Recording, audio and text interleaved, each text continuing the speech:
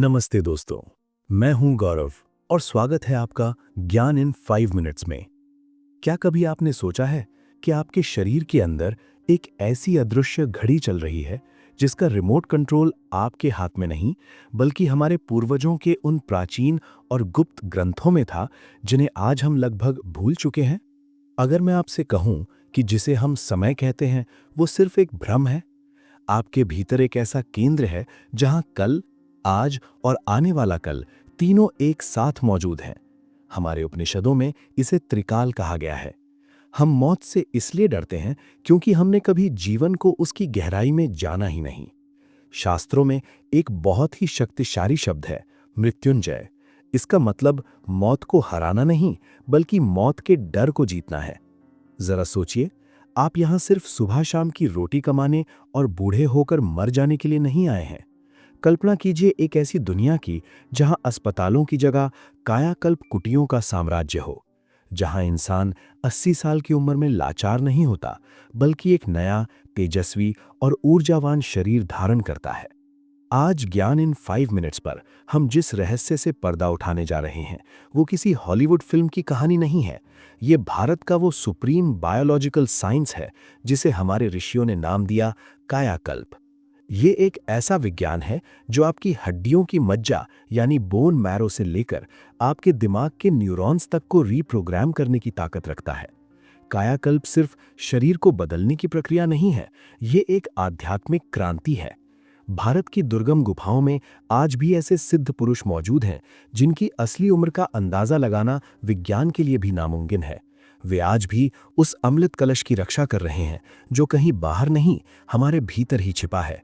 तो चलिए जानते हैं उन प्राचीन रहस्यों और विज्ञान को। सबसे पहले बात करते हैं उस चाबी की जो कायाकल्प का द्वार खोलती है, खेचरी मुद्रा। हठ योग प्रदीपिका में इसे सबसे गुप्त क्रिया माना गया है। इसमें योगी अपनी जीभ को मोड़कर तालू के ऊपर उस छिद्र में लगाते हैं जिसे 10वां द्वार कहा जाता है। अगर हम इसे विज्ञान की नजर से देखें तो हमारे तालू के ठीक ऊपर पिट्यूटरी ग्लैंड होती है। जब जीभ के विशेष दबाव और घर्षण से ये ग्रंथि उत्तेजित होती है तो ये ऐसे हार्मोन्स रिलीज करती है जो बुढ़ापे की प्रक्रिया को रोक देते हैं। योगियों ने इसे ही अमृत कहा है। प्राचीन तंत्र शास्त्र और हमारी नाड़ियों का विज्ञान भी यही कहता है। हमारे शरीर में 3 मुख्य नाड़ियां हैं, एड़ा, पिंगला और सुषुम्ना। जब आप भस्त्रिका या कुंभक जैसे प्राणायाम करते हैं तो आपकी ऊर्जा मूलाधार से उठकर मस्तिष्क के पीनियल ग्लैंड को सक्रिय करती है। इसे ही तीसरी आंख का खुलना कहा जाता है। ये कोई अंधविश्वास नहीं, बल्कि अपने ही दिमाग के सोए हुए हिस्से को जगाना है। आधुनिक विज्ञान कहता है कि जैसे जैसे हम बूढ़े होते हैं, हमारे सेल्स के अंदर मौजूद माइटोकॉन्ड्रिया अपनी ताकत खोने लगते हैं। इसे ऑक्सीडेटिव स्ट्रेस कहते हैं। लेकिन आयुर्वेद के रसायन तंत्र में ऋषियों ने इसे अग्नि का मंद होना कहा है। जब हमारे शरीर की जठराग्नि कमजोर पड़ती है तो शरीर में आम यानी टॉक्सिन्स जमा होने लगते हैं। ये टॉक्सिन्स हमारे डीएनए के उन गार्ड्स को मार देते हैं जिन्हें विज्ञान टेलोमियर्स कहता है। टेलोमियर्स जितने छोटे होंगे, बुढ़ापा उतनी जल्दी आएगा। लेकिन हमारे ऋषियों का मानना था कि बुढ़ापा कोई नियम नहीं, बल्कि अग्नि का असंतुलन है। कायाकल्प का मूल सिद्धांत है टेलोमियर्स की लंबाई को आर्टिफिशियल तरीके से नहीं, बल्कि प्राकृतिक और आध्यात्मिक तरीकों से बढ़ाना। ऋषियों में इसे प्राण प्रतिष्ठा की आंतरिक प्रक्रिया माना था। हिमालय के गुप्त क्षेत्रों जैसे ज्ञानगंज में आज भी ऐसे योगी मौजूद हैं जो सैकड़ों सालों से जिंदा हैं। आपने च्यवन ऋषि की कहानी तो सुनी होगी, एक अत्यंत वृद्ध ऋषि जो अश्विनी कुमारों की विद्या से फिर से जवान हो गए थे। हम जिसे आज च्यवनप्राश कहते हैं, क्या वो सिर्फ एक चटनी है? बिल्कुल नहीं। च्यवनप्राश का असली फॉर्मूला एक जेनेटिक रीप्रोग्रामिंग टूल था। इसमें 40 से अधिक ऐसी दुर्लभ जड़ी बूटियां थीं जो शरीर के स्टेम सेल्स को जगा देती थीं। कहा जाता है कि इसके सेवन से ऋषि की पुरानी त्वचा झड़ गई और नए दांत उगाए। ये एक बायोलॉजिकल अपग्रेड था। इसी तरह देवराहा बाबा, जो 250 साल से भी ज्यादा जिए, वे वायु भक्षण और काया प्रवेश की विद्या जानते थे। ये क्वांटम टेलीपोर्टेशन जैसा ही कुछ था, जहां शरीर के परमाणुओं को विघटित करके फिर से जोड़ा जा सकता है। अब सवाल यह है कि ये सब सुनने में तो अच्छा लगता है, लेकिन एक आम इंसान के लिए इसका क्या मतलब है? हम इसे अपने जीवन में कैसे उतारें? दोस्तों, कायाकल्प का सार है शुद्धि और ऊर्जा का संचय। ज्ञान इन 5 मिनट्स की तरफ से मैं आपको कुछ व्यावहारिक कदम बताता हूं।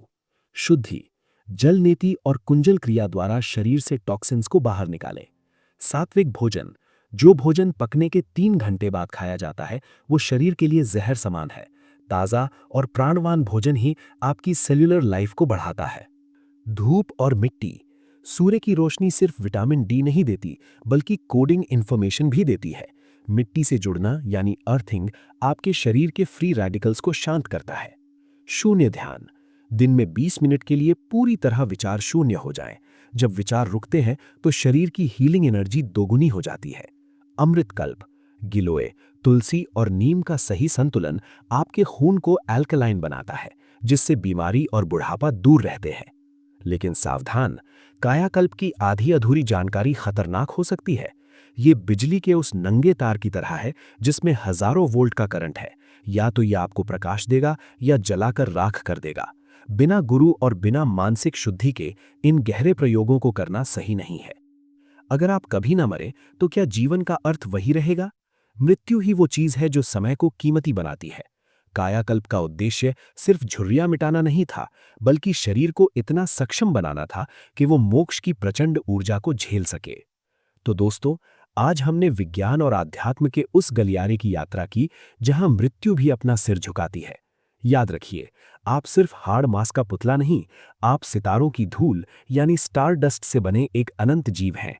अपनी अमरता को पहचानिए। अगर आपको ये वीडियो पसंद आया तो इसे लाइक करें और अपने दोस्तों के साथ शेयर करें। ऐसी ही रहस्यमयी और ज्ञानवर्धक जानकारियों के लिए हमारे चैनल ज्ञान इन 5 मिनट्स को सब्सक्राइब करना ना भूलें। मैं हूं गौरव, आपसे मिलूंगा अगले वीडियो में। तब तक के लिए नमस्ते।